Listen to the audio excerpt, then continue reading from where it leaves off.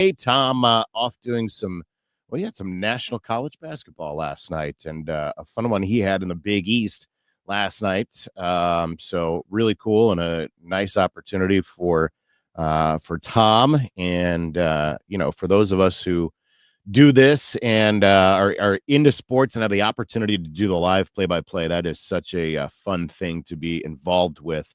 And I do a lot of play-by-play, so I know that Tom really enjoys that as well, and a good opportunity for him to get out there on the national level as well. So I will sit in for him today, and glad you all are with us as well.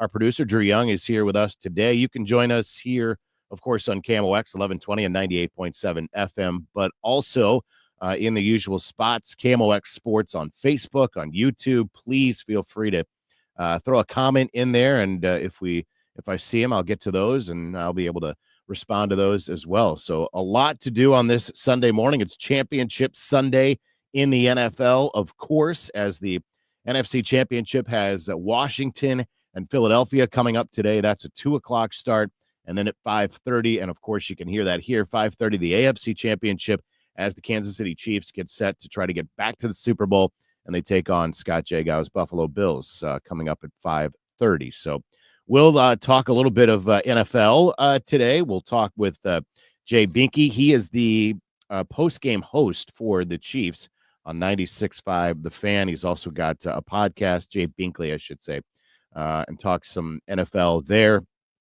But, of course, focus a lot about that AFC Championship game coming up at 5:30 here this evening.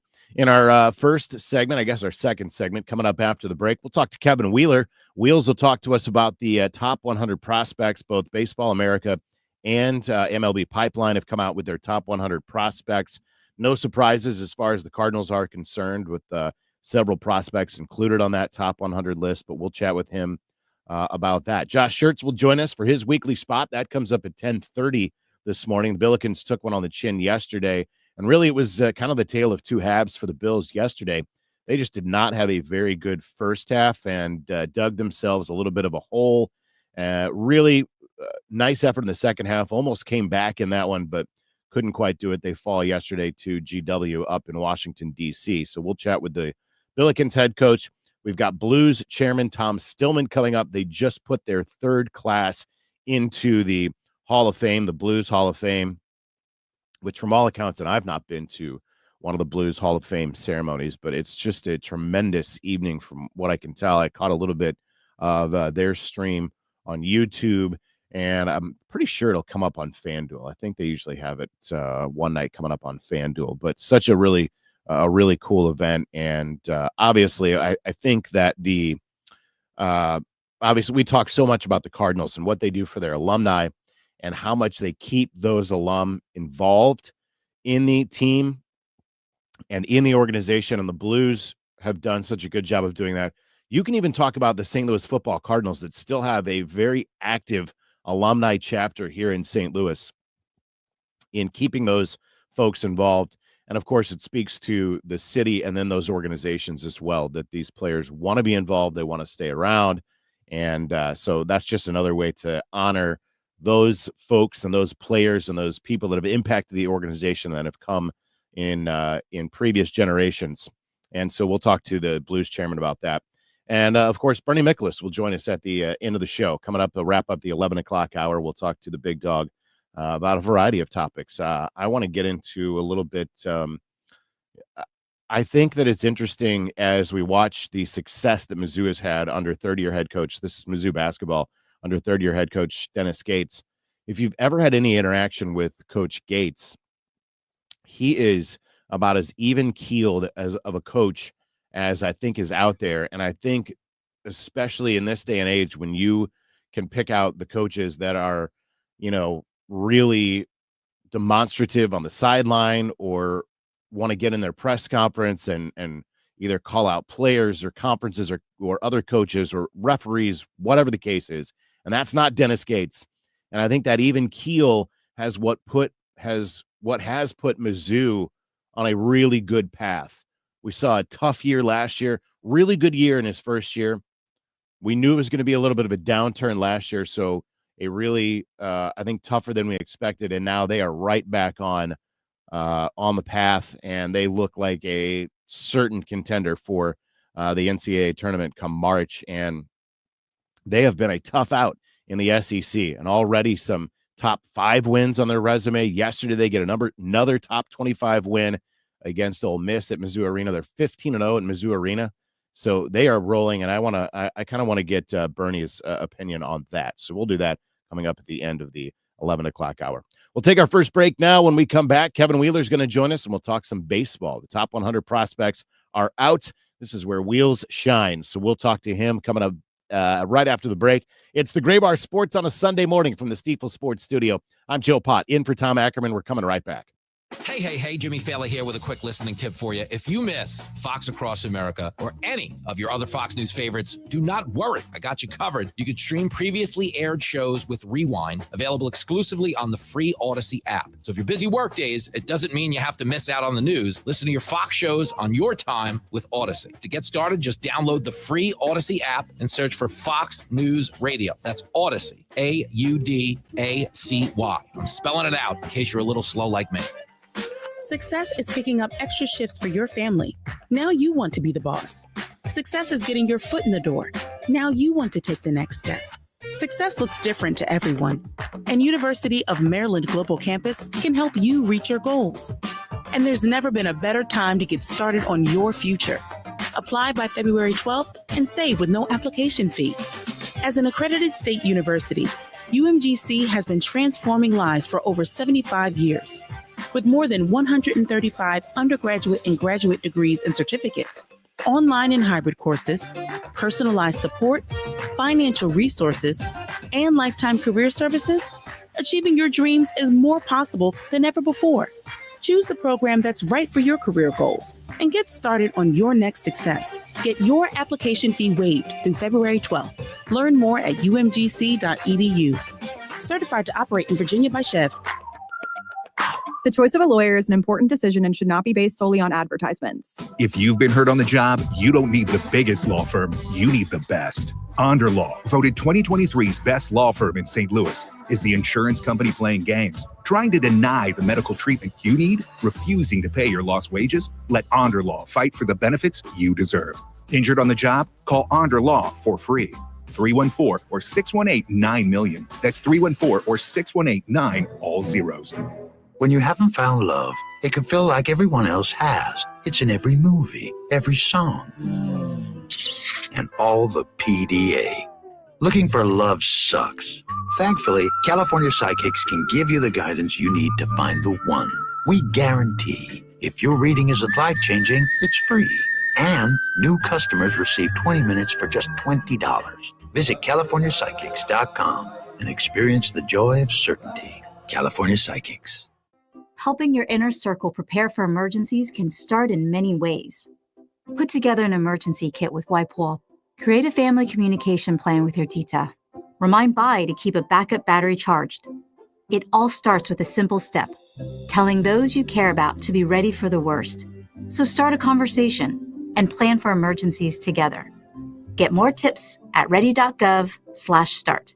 Brought to you by FEMA and the Ad Council. Get inside Billikens basketball with the Coaches Show, Monday night at 7. Join Josh Schertz and Rebecca Tillett as they break down the Billikens 2025 season. The Billikens Coaches Show, live on location at Humphreys, on your home for Billikens basketball. KMOX. Welcome back to the Gray Bar Sports on a Sunday morning. Goldschmidt swings and he hits a drive. He hits a slammer. Gray Bar, your distributor for electrical and datacom needs. Billikens win! Billikens win! Once again, from the Stiefel Financial Sports Studio, Tom Ackerman.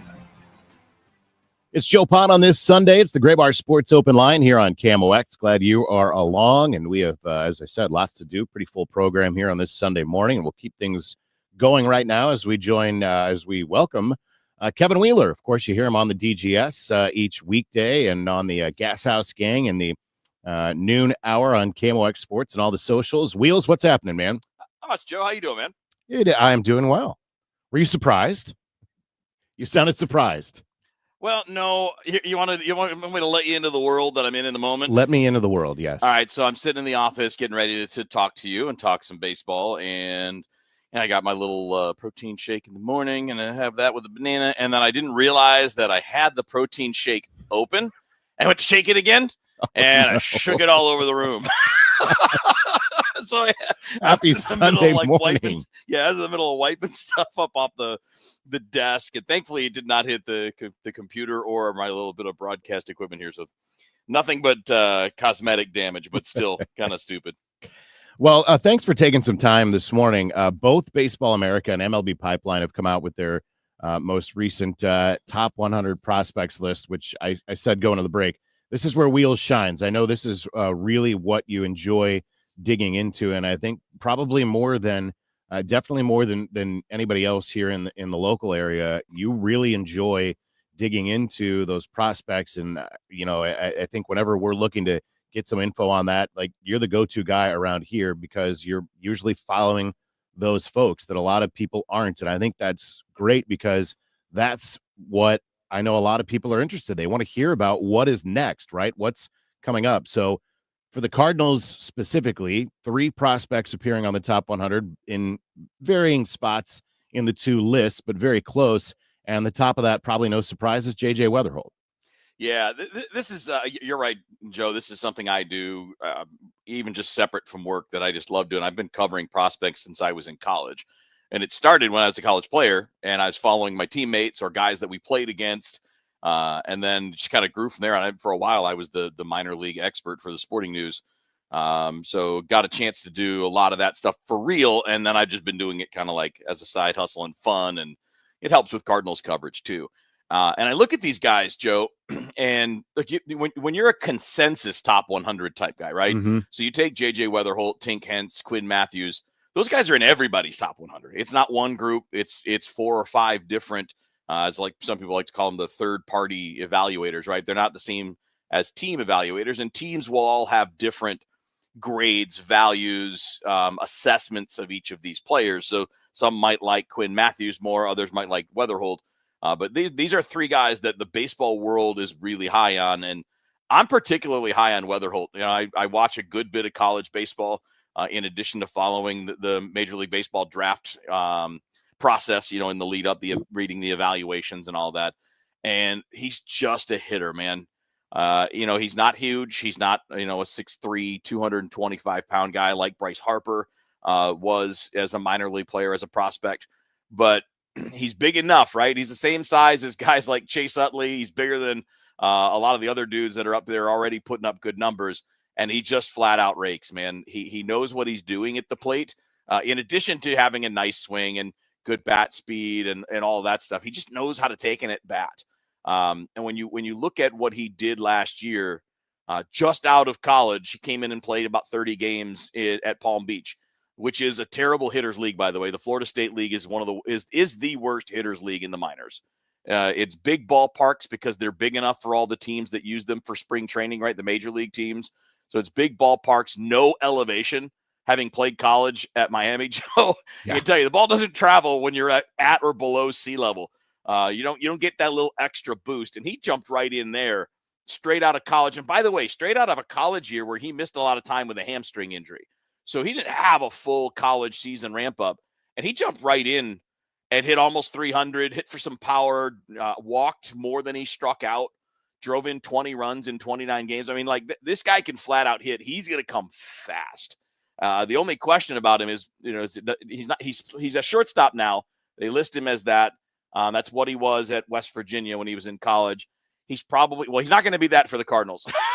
That's Mason Wynn's job, and it's going to be Mason Wynn's job for a long time. But he wasn't really projected to stay there necessarily. But he can play second base, which he's done. You could play him at third base, and you could also teach him to play some outfield because he runs well.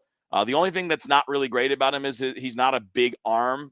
He doesn't have a great throwing arm. It's probably average-ish for a major leaguer. So it's still good enough, but it's not necessarily elite.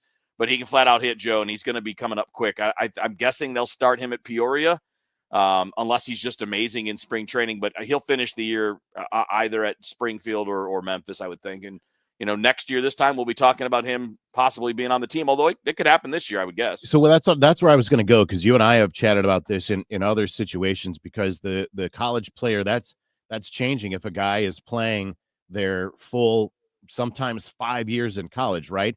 And it's the opportunity. Some of them have a better opportunity to stick around and get some NIL money. And so you're getting an older player if they have gone through their entire college eligibility. But as you mentioned, he's also already played so well at the Florida State League that he really could make a very quick ascension, couldn't he? I don't think he could. I think he will. When you look at the highest level of college baseball, it's a little different. But when you're looking at the top tier, SEC, ACC, Big 12, Big 10, what used to be called the Pac-12, like those teams out west, the top tier of college baseball is really good. I mean, that's A-ball. That to me, the best of the best, when it's good on good, you're basically 2 high A teams. This is a guy that has hit 450 in college. What I mean? Like he didn't have any trouble with it. And I think he's going to be a guy that doesn't spend much more time, if any, at A-ball. It might be just to start the year. And then you're just a phone call away, man. Once you're at AA, you're a phone call away. And because he can just flat out hit, and the power is not in doubt, it's just a question of how much it is. Is he a 15, 18 homer guy? Is he 20 to 25? I kind of like that low 20s as the range because he hits the ball so consistently hard.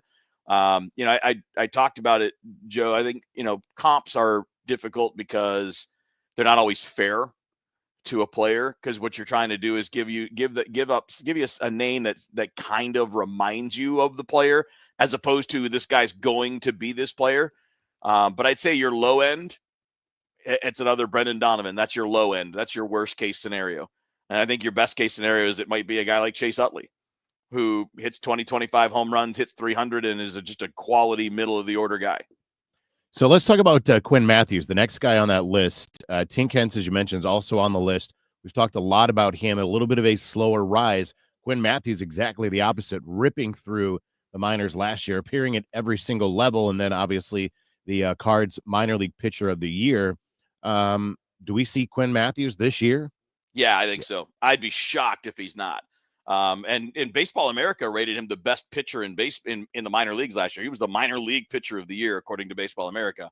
So he's an interesting guy, right? He's not a low draft pick. He's not a Cinderella story out of nowhere. I mean, a 4th round pick is a pretty high pick in baseball. It's not unusual for 4th round picks to be quality players. And coming out of Stanford, he's not a kid. No, he's 24 now. He just turned 24 after the season. So this will be his age 24 season. But you don't want to waste too much time. Right. You don't want this guy debuting when he's 26. You'd love to get this guy to the big leagues as soon as possible because he's shown that he's capable. I mean, this guy played at 4 levels last year.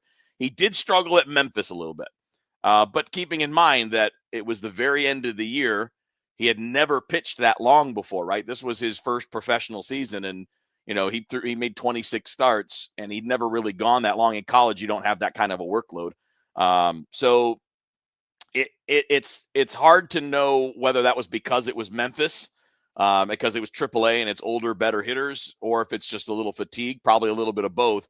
But a dude that strikes out 200 guys in 140 innings has got to be interesting, especially because he's not a flamethrower. He's not a 100-mile-an-hour lefty, right?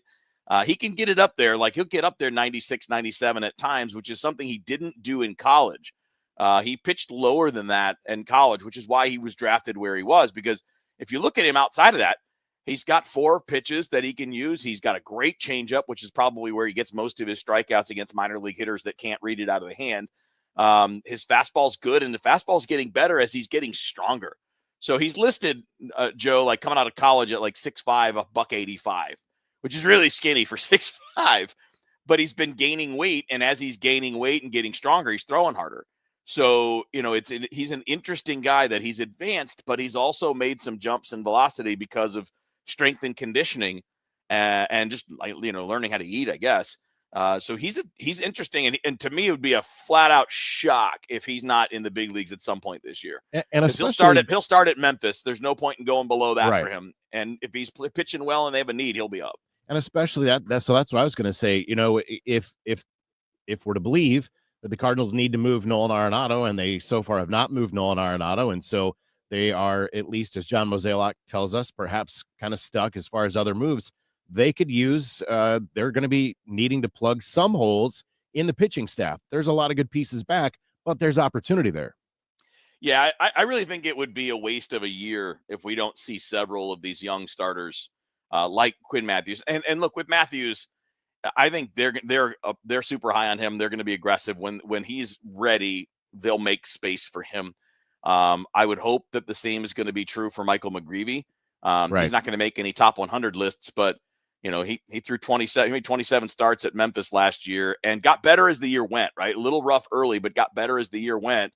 And he's not as big a strikeout guy. He's definitely more of the pitch to contact, get ground balls. He strikes people out all right, but I mean, it's probably not going to be great in the big leagues. But then he had that audition here, and you could see it. He's very gifted.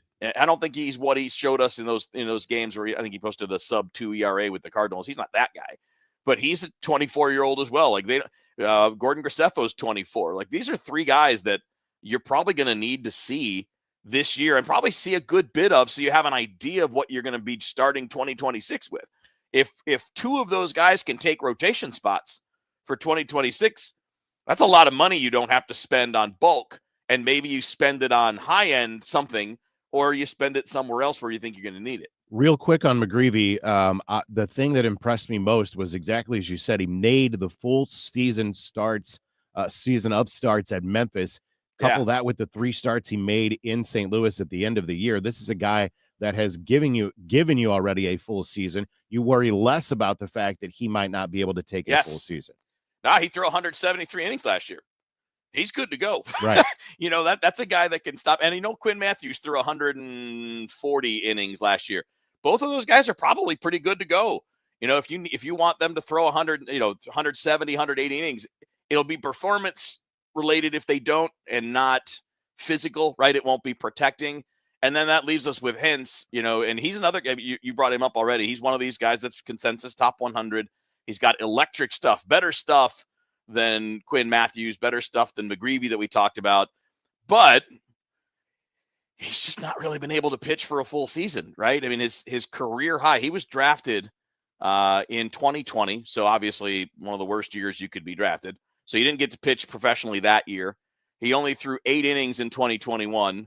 And then it was 52, 96, and 79. For a starting pitcher, 80, 90 innings is not a lot. And it's not even close to the workload. He only averaged about 4 innings per start last year and only made 20 starts because of some minor injuries. The question with Tink is basically, when can you get him built up? Because he throws mid to upper 90s. When he wants it, he's got one of those Bugs Bunny changeups that gets a lot of swing and miss too. When you throw hard with a good changeup, you're in a great spot. So like he's got the physical ability to get big leaguers out. Now the question is, when's he ready to be able to start every 5th day and give you 5 or 6 innings every time out? And that's kind of what we're going to start finding out, I would think, early this year. But I love this guy, and there have been some people that think, Joe, that he may end up being a reliever. He's not real big, he's 6'1", 190 pounds. People always kind of give questions to short right-handers, but if he goes to the pen, that could be your next closer. That could be your next guy that, sits at 97, 98 and just blows people away. So I don't know that they want that. I certainly don't think I want that, but if it goes that way, then man, he could be a weapon. Wheels, great stuff as always. Appreciate you taking some time this morning to chat about it. It's always fun to chat baseball with you, and, get that studio cleaned up, man. I'm almost there, man. I was almost there when you guys went to me, and that was why I sounded weird, and now I got to go finish cleaning up my mess. Well, I appreciate it. Good to hear from you, buddy. as always.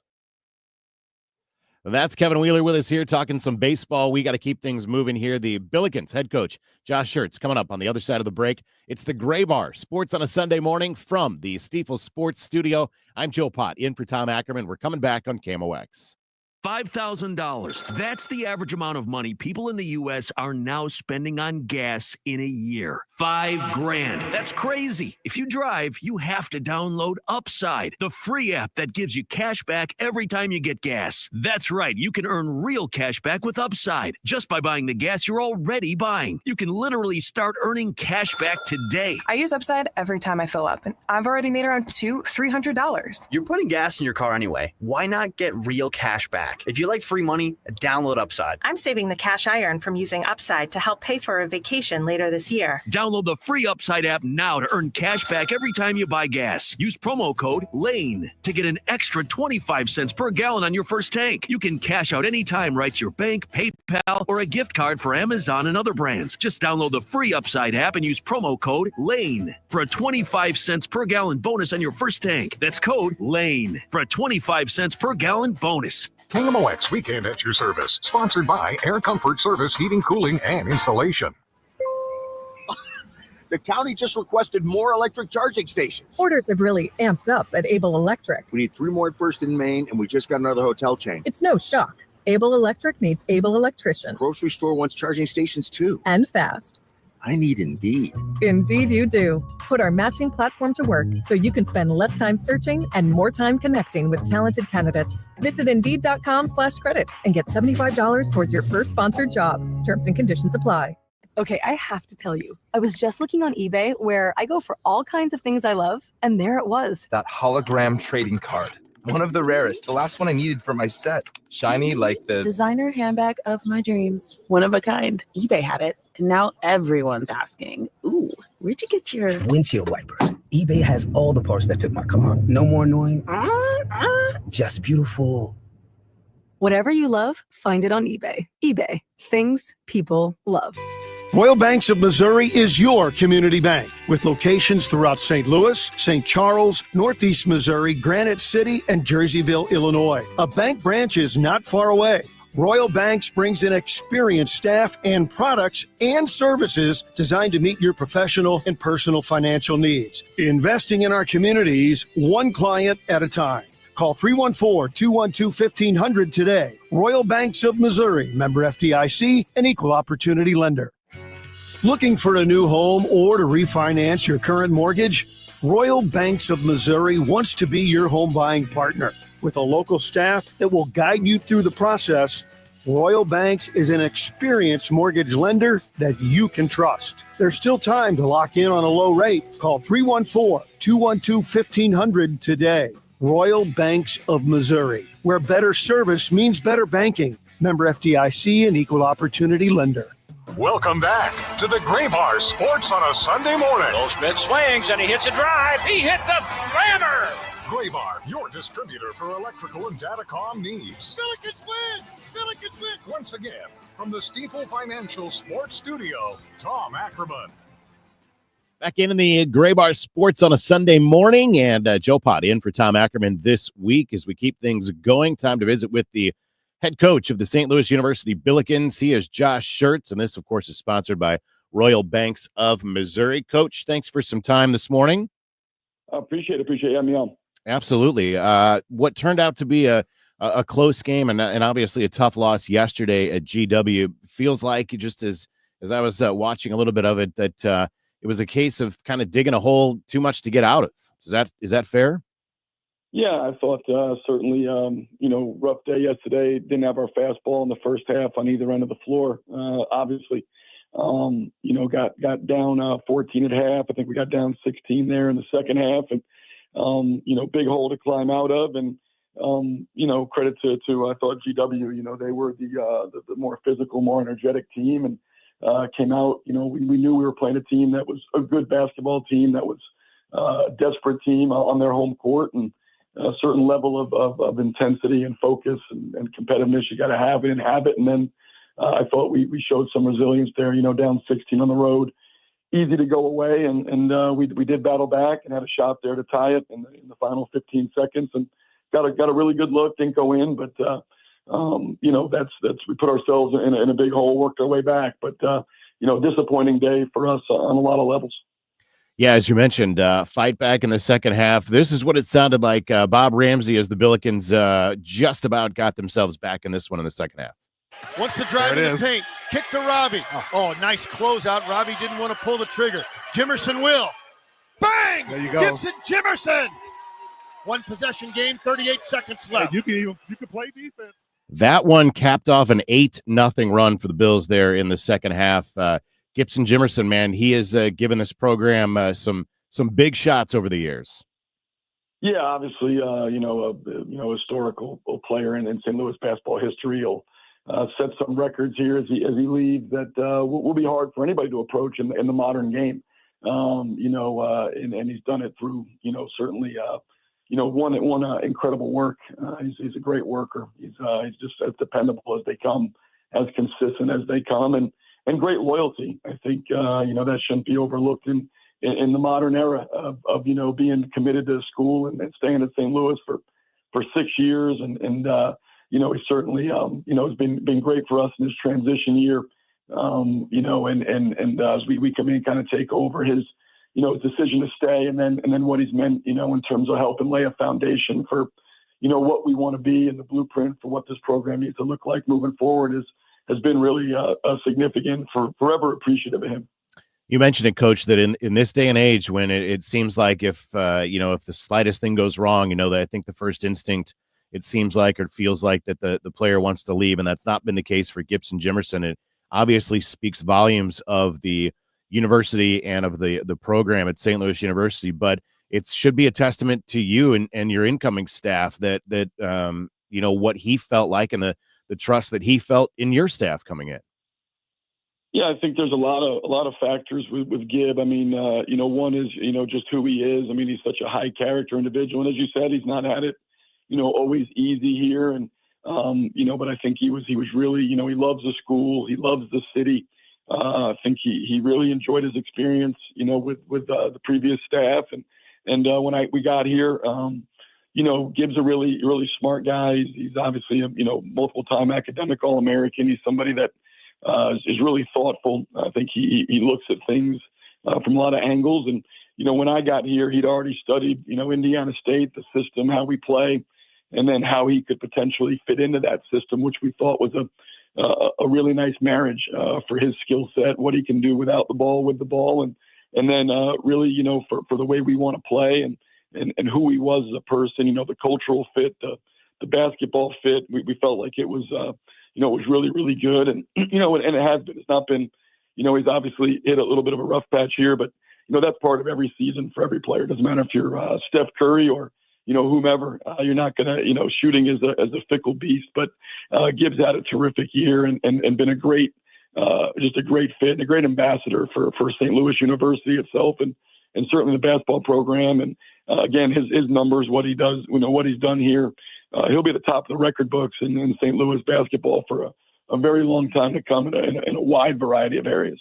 Billikens head coach Josh Schertz with us here on Sports on a Sunday morning. Bills are 5-2 in the A-10, right near the top of the league. And, Coach, it doesn't matter what league you're in. It doesn't matter if it's a high major, a mid-major, a low major. I don't care. Conference basketball is conference basketball. It can sometimes be the difference in seeding when you're talking about conference tournament, getting one of those wins. And you've got a stretch coming up here where you've got VCU coming to town on Tuesday. They're 6-1. Dayton on Friday, who has made a nice push after a tough start. They're 4-3. And then you go to UMass, who's right behind the Bills at 4-3. This is an important stretch coming up for the Bills, isn't it? Yeah. I mean, this window, we talked about it, coming out of LaSalle, the 7 games, before we get the next bye, and how difficult that stretch was going to be. And so, we kind of reference it as, this is kind of the dog days, post LaSalle. It feels like we've been going forever, and it feels like the season's forever from ending, and we've been going since June, and it feels like, it's cold, it's dreary, it's gray. And this is every team. And so, the longest part of any, book, any movie, any story is the middle, and everybody remembers the beginning, everybody remembers the end, but the longest part's the middle. And this middle part, these dog days, that 7-game stretch, which started yesterday at GW, continues home against VCU and Dayton, goes to UMass, goes to St. Joe's, comes back against George Mason, then goes to Loyola.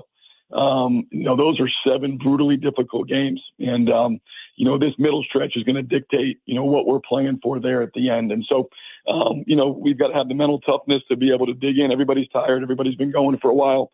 We're not unique in all that. And, our guys got to have the mental wherewithal to kind of persevere. And we're going to have to beat some really good teams here these next few weeks to be in the mix. So, we know that it gets, we play VCU, who, I haven't seen everybody in the league, but it's the best team we played this season, non-conference or conference.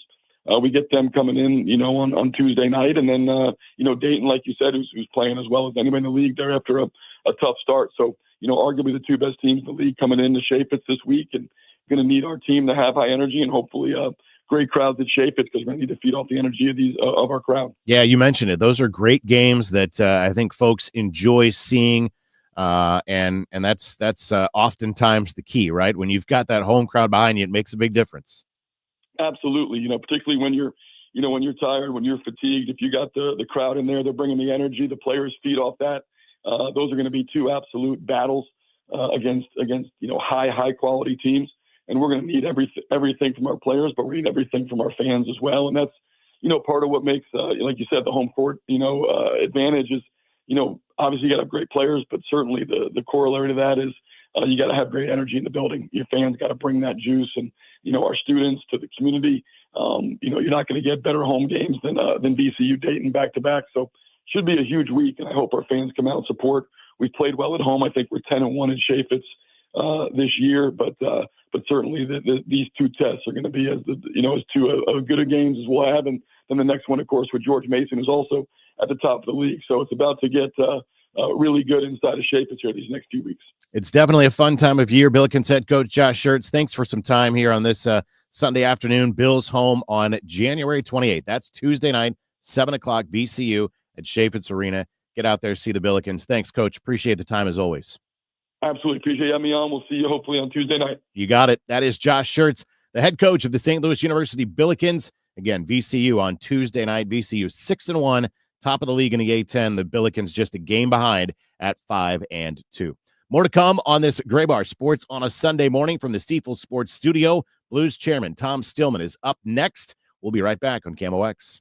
Hi, I'm John Walsh here for Omega XL. Do you suffer from muscle pain and soreness due to overuse, daily activities, exercise, or aging like I do? Do you feel it in your back, your neck, knees, or joints? I know I did. I finally found a solution. It's Omega XL, a clinically proven natural drug-free supplement that helps relieve daily joint pain and muscle soreness. Omega XL delivers results you can feel. Made with a proprietary oil extract from green-lip mussels, it's a powerful super oil with no fishy aftertaste, small and easy to swallow, and is 16 times more potent than standard fish oil. Omega XL has been trusted by millions for over 2 decades and is backed by 40 years of clinical research. Don't let joint aches prevent you from doing the things you love. Call now for Omega XL's BOGO special, 800-598-4890. That's less than $20 a bottle. Remember, there's a 60-day money-back guarantee. Terms apply. 800-598-4890. 800-598-4890 or OmegaXL.com/Walsh.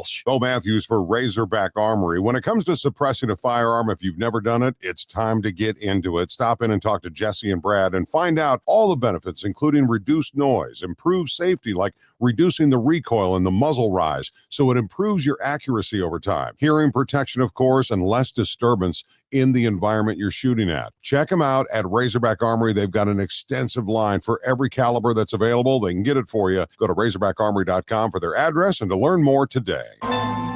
Don't miss American rock, R&B, and soul singing legend Daryl Hall.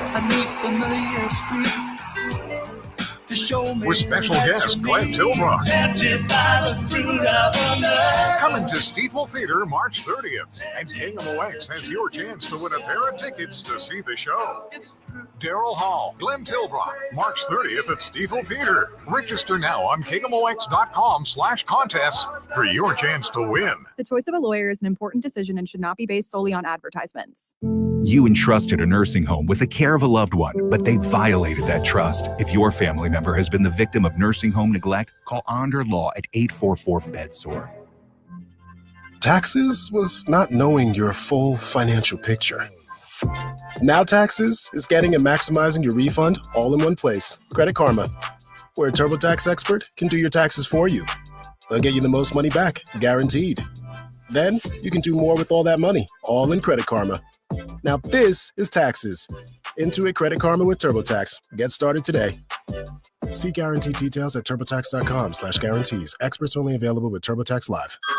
Hey everyone, it's Ted from Consumer Cellular, the guy in the orange sweater, and this is your wake-up call. If you're paying too much for wireless service, you don't have to keep having that nightmare. Consumer Cellular has the same fast, reliable coverage as the leading carriers for less. And for a limited time, new customers receive their second month free when they sign up and use promo code SECONDFREE by January 26th. So why keep spending more than you have to? Seriously, wake up and call 1-888-FREEDOM or visit consumercellular.com. Taxes, fees, and other third-party charges will apply. See website for additional details.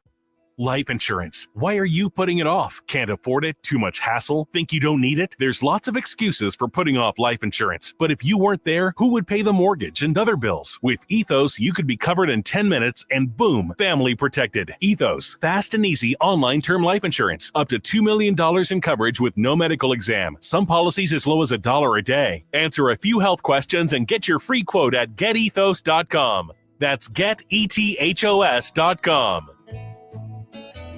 Hi, I'm Jim Brennan of McKelvey Homes. Have you always wished for a brand new home, but don't want to leave your neighborhood? You are in luck. McKelvey has brand new move-in ready homes in established neighborhoods like Creve Coeur, De Pere, Kirkwood, and many more. Select one of our custom home sites or we will build on your lot. You will love McKelvey's legendary quality and personal service. Visit McKelveyhomes.com and move up to McKelvey since 1898. Welcome back to the Gray Bar Sports on a Sunday morning. Goldschmidt swings and he hits a drive. He hits a slammer. Gray Bar, your distributor for electrical and datacom needs. Billikens win! Billikens win! Once again, from the Stifel Financial Sports Studio, Tom Ackerman. We're back in on the Gray Bar Sports Open Line, and I should say sports on a Sunday morning. See, I knew I was going to do that. I've done that a couple of times. Sports on a Sunday morning, of course, today, as the Blues have inducted their 2025 Hall of Fame class. They did that just last week, and we're scheduled to be joined by the Blues chairman and CEO.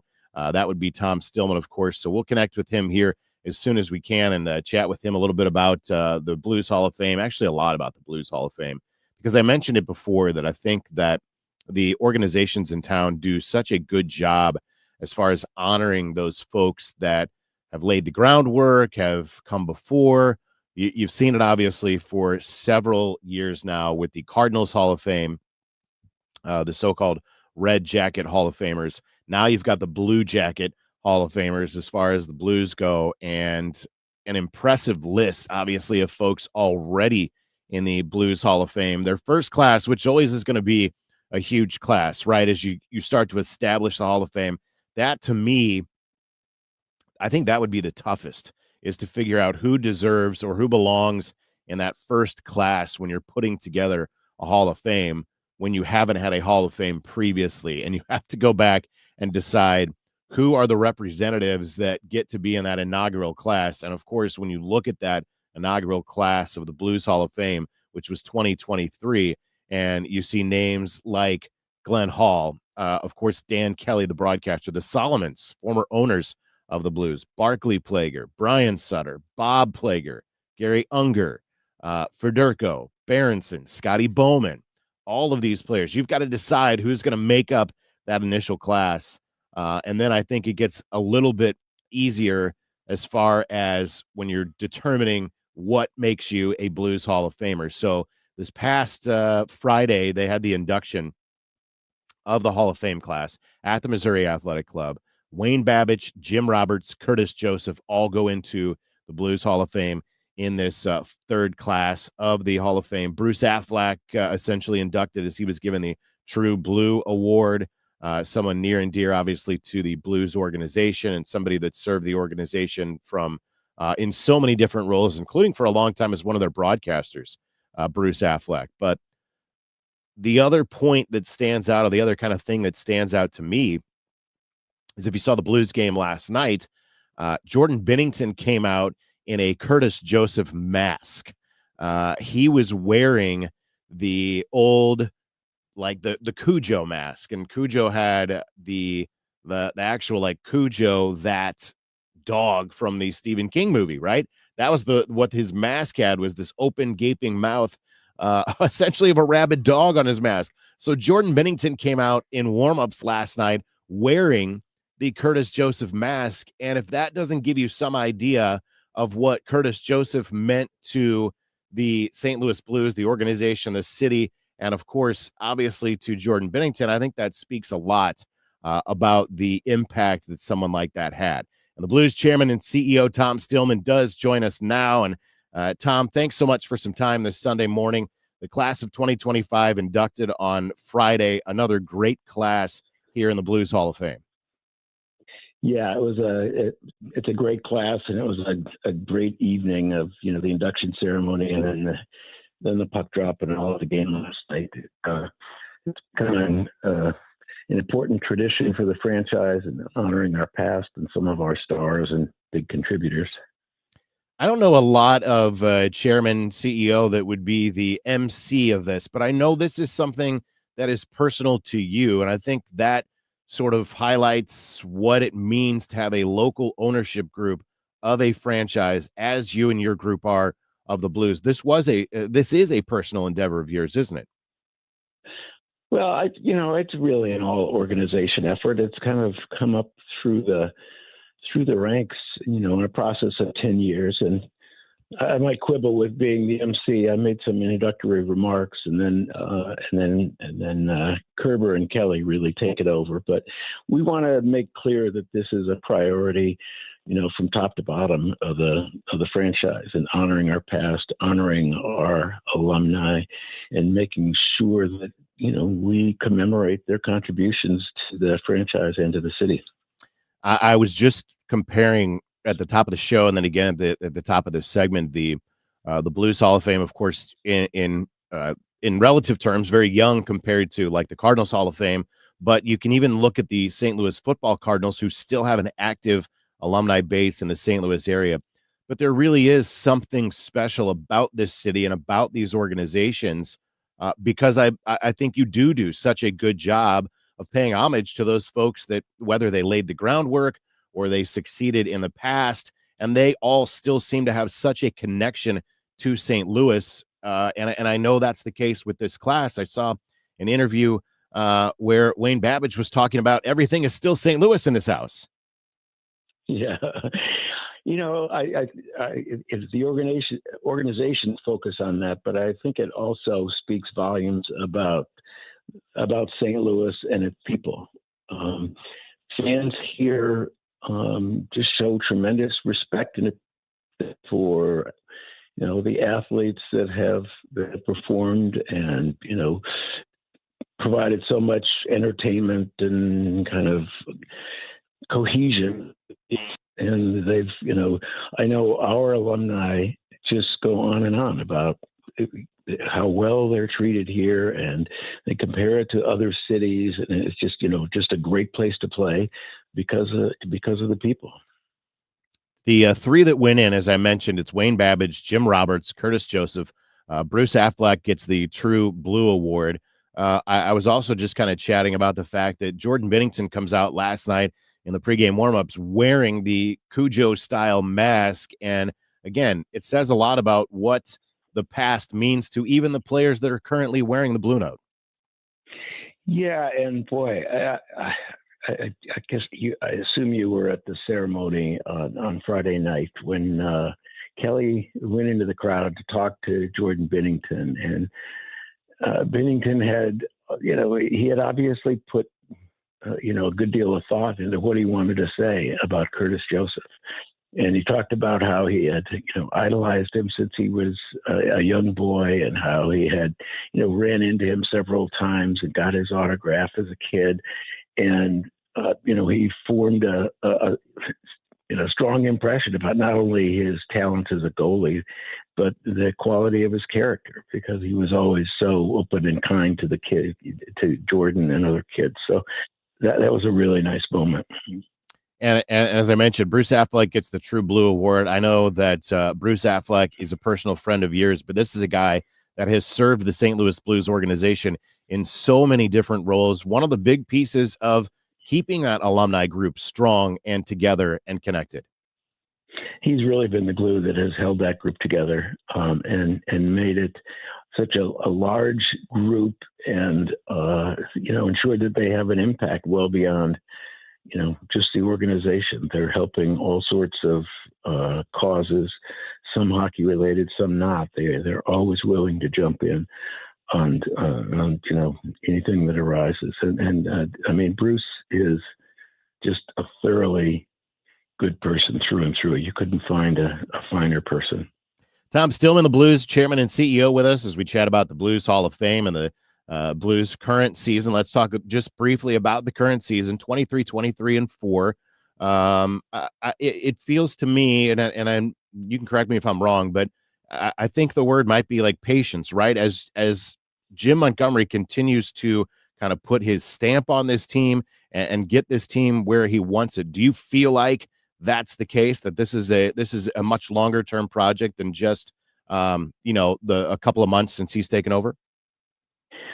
Well, yeah, we are in a process, that we've talked about of whatever you want to call it, retooling.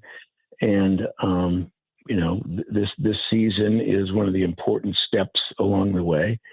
And so, yeah, we have to be patient to a degree to, develop the team, develop the culture, develop our young players. That doesn't mean you don't have moments of impatience sometimes in certain periods, but yeah, it is part of the process of bringing along players, bringing along our culture. We've brought in I think a really top-notch coach, and give him time to do his work. So it's a process of overall patience, realizing that there are days when you're not always feeling that way. Tom Stillman, thanks so much for taking some time on this Sunday morning. The Blues Hall of Fame class went in on Friday. It's great to chat about that and about the team, and I'm certainly will have a chance to catch up again down the road. Yes, that'd be great. Thank you very much. Tom Stillman with us here on the Gray Bar Sports on a Sunday morning. Chairman and CEO of the St. Louis Blues, as the Hall of Fame class of 2025 is inducted now into the Blues Hall of Fame. 11 o'clock hour, we've got plenty more to do. We'll talk about the NFL championship games. We'll visit with Bernie Miklasz. So there's plenty more to come here on this Sports on a Sunday program from the Stifel Sports Studio. Joe Pott sitting in for Tom Ackerman this week. Glad you're along with us. Again, comment, reach out to us, Facebook, YouTube, KMOX Sports. You can find us at all of those spots. And, of course, on KMOX on 1120 and 98.7 FM. We're coming back after the news. Hour number 2 of Sports on a Sunday morning is straight ahead. This is the story of the one who, as a maintenance specialist for a historic high-rise, knows that vintage charm historically needs constant attention. Which is why when it's time to upgrade turn-of-the-century mechanicals, they turn to Grainger. With easy access to 1 million+ products and the scale to deliver when and where you need them. The right tools and supplies are never far away. So the one can keep that vintage building running like new. Call, click Grainger.com, or just stop by. Grainger, for the ones who get it done. We can get more sleep, we can get more sun, and we can get more exercise. But the one thing that we can't get more of is time. It's time to eliminate the one phrase that could be holding you back from reaching your retirement goals. I'll take care of it tomorrow. It's time to pick up the phone and make the call to Gary Goldberg and the team at Financial and Tax Strategies. 618-361-4232 or online at checkwithgary.com. Investment advisory services offered through Centaurus Financial Inc., an SEC registered investment advisor. Insurance and annuities offered through Gary Goldberg, NPN number 918615. My best friend Jenny came over for coffee, said it's cold enough in here to play hockey. Well, my furnace broke and it's already late. Call Jerry Kelly because they're open till 8. JerryKelly.com. They'll be here quick and have you feeling good. JerryKelly.com. Cause your furnace will be running like it should. They're certified technicians, I've been told. Will help you when it's hot and help you when it's cold. JerryKelly.com. They're fast and they're good and they got it going on. JerryKelly.com. KMOX KECK HD2 St. Louis. Your home of the Chiefs. This is KMOX. Always live on the free Odyssey app. This is CBS News on the Hour, sponsored by O'Reilly Auto Parts.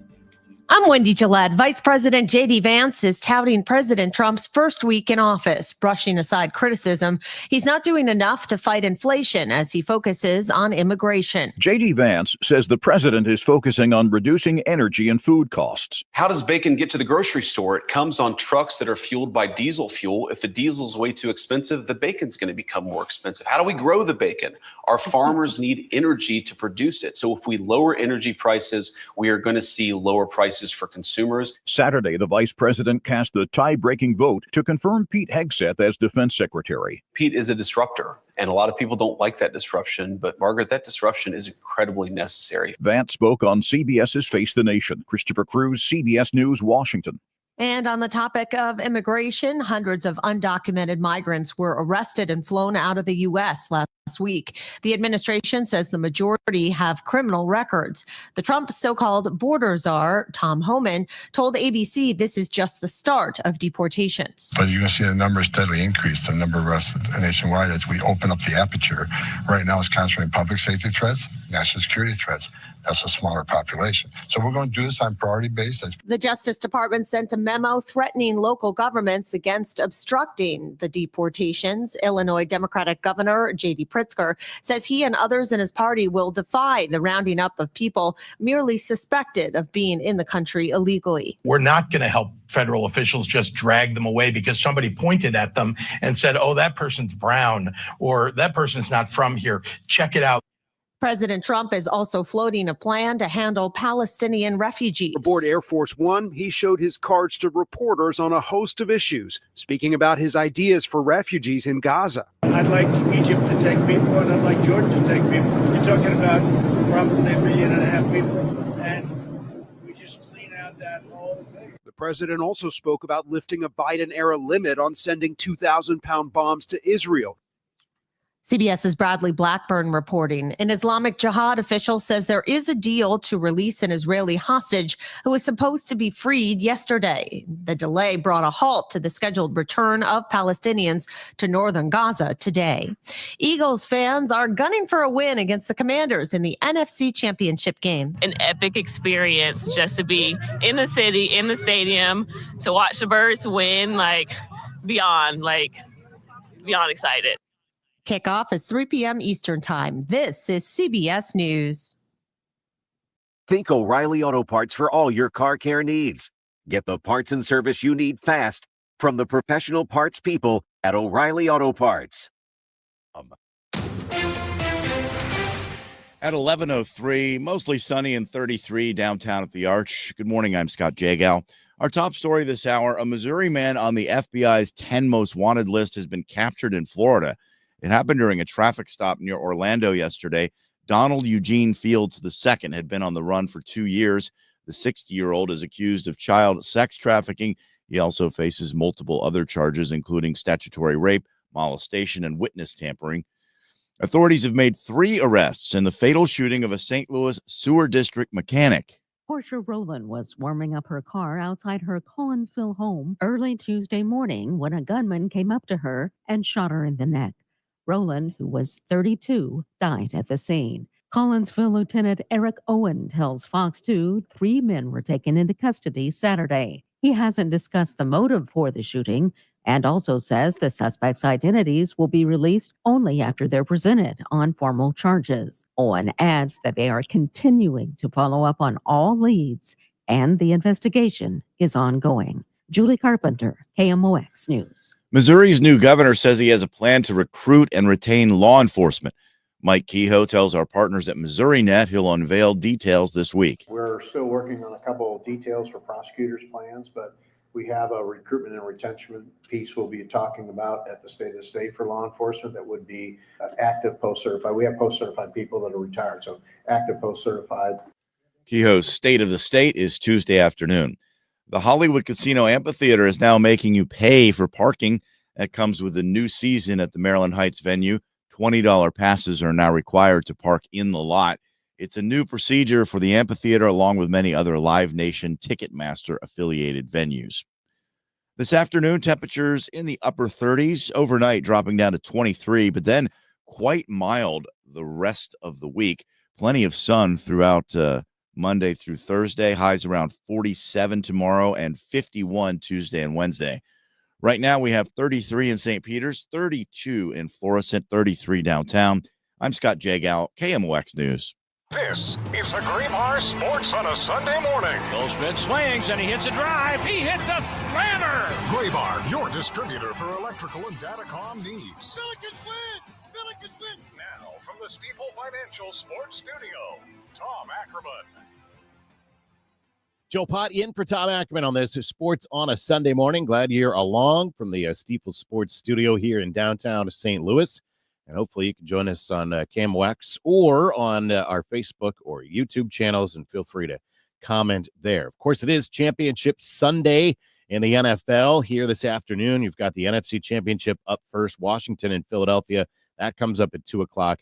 And then at 5:30, and you'll hear it right here on KMOX, it's the AFC Championship. Of course, KMOX is your home of the Chiefs as the Chiefs try to get back to the Super Bowl as they face the Buffalo Bills. So a good one coming up this later this evening. And we're pleased to be joined by Jay Binkley, who is the Chiefs postgame host on 96.5 The Fan, another Odyssey station, and covers the Chiefs, covers the NFL. Jay, thanks for some time this Sunday. Hey, no problem. How you guys doing today? Doing good, doing well. Obviously, a huge matchup coming up later this evening, and I'll get to that. I want to start with the NFC and just kind of your thoughts on Washington and Philadelphia. Washington making this nice run with Jaden Daniels and a chance to perhaps get to the Super Bowl for the first time in a long time. Yeah, and it really shows you when they hire the right coach to go with the quarterback. A coach that's won before. And Jaden Daniels is amazing talent. The sky's the limit for him. And this isn't just hindsight. There was a lot of people that were Jaden Daniels instead of Caleb Williams. But for some reason, the Bears don't learn. They took Trubisky instead of Mahomes. They took Caleb Williams instead of Jaden Daniels. I guess the Bears are going to be the Bears, but an incredible talent to watch.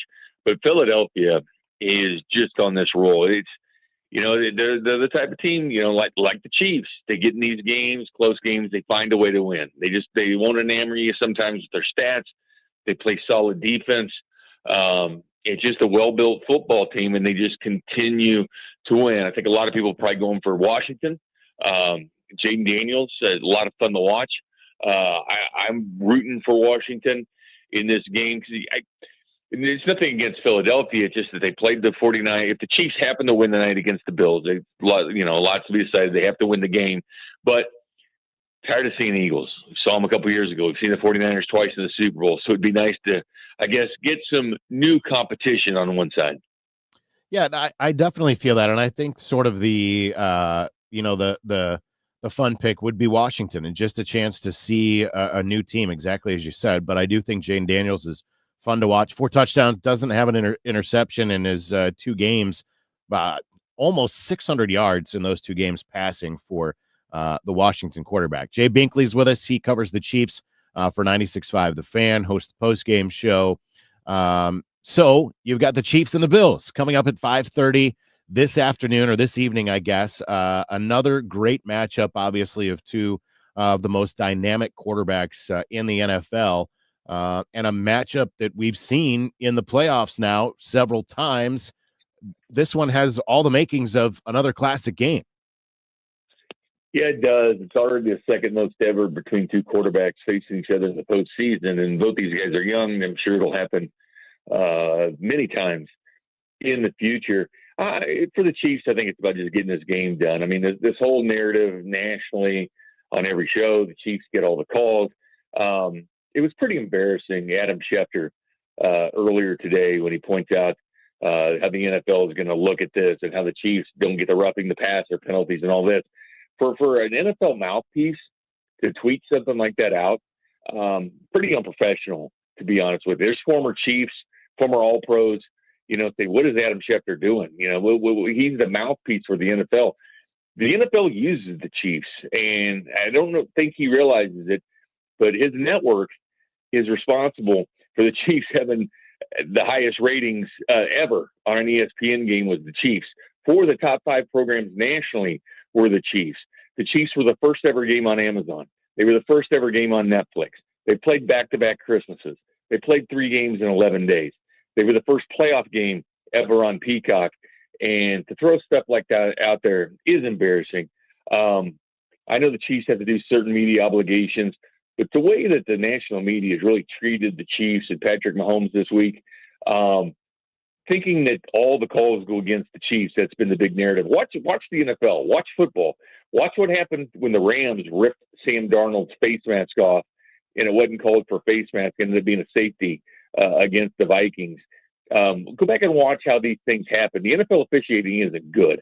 And whether the Chiefs have more penalties or not, how about the fact they've been in 7 straight AFC title games? Maybe they're just more disciplined than any other football team. Maybe that's why they win games, because they're a disciplined football team at the end.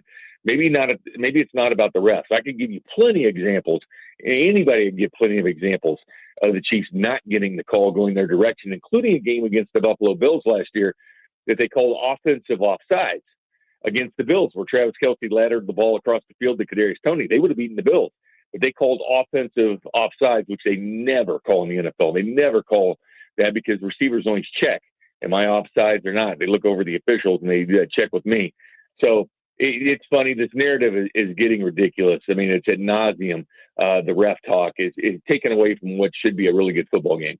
Yeah, no, I think that last point is exactly it, right? You're talking about, again, as we mentioned, 2 dynamic quarterbacks, 2 dynamic franchises right now, the 2 best franchises in the AFC, and we're another classic meeting to go to the Super Bowl, and yet the focus is outside of actually the game itself. Look, you're in the Midwest. You know how it is. St. Louis, a lot like Kansas City. Why would 31 other owners, you know how these egos go out of control with NFL owners. Why would 31 other NFL owners say, you know what, we want the refs to give the Chiefs wins. We want this team in middle America, flyover country. We want them to get the advantages. We want the Chiefs to win every game. I'm sure all the other NFL owners came together and said, you know what, let's do this. And the funny thing is, I don't know if you remember this, but the Mahomes' first year, they lost an AFC title game in overtime. And what had happened? Tom Brady won the coin toss, goes down and scores a touchdown, and they win the game. And nobody really complained about it. Fast forward 2 years from that, the Bills played the Chiefs. It goes to overtime. Chiefs win the coin toss. They go down and score a touchdown. Bills fans didn't like that. NFL fans didn't like that. Guess what happened? The next year, the rules changed. That's right. Teams.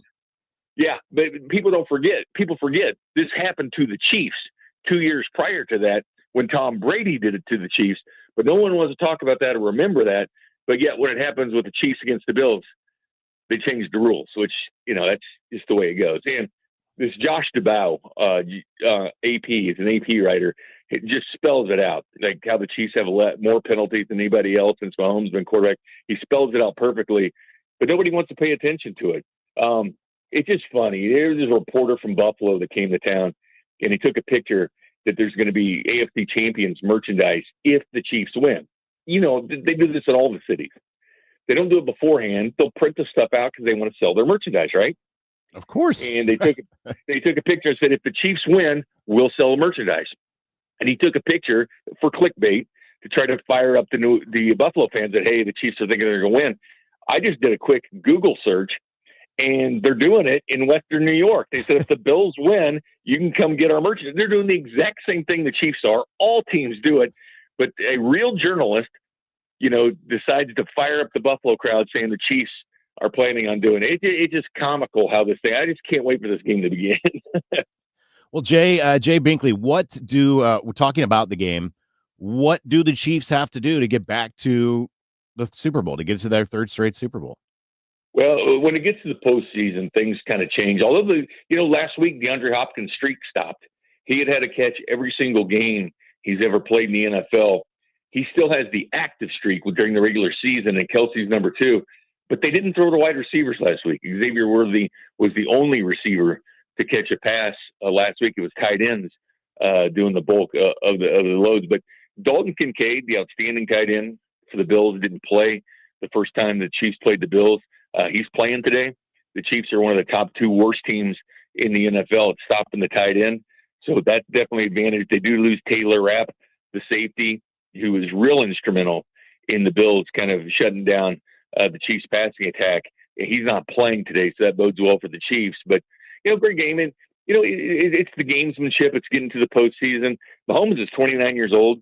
He's tied with Joe Montana with 16 playoff wins. That's the second most ever. So one more win, and he's going to be less than 30. And if he wins, he's going to be sitting only with Tom Brady as far as postseason wins.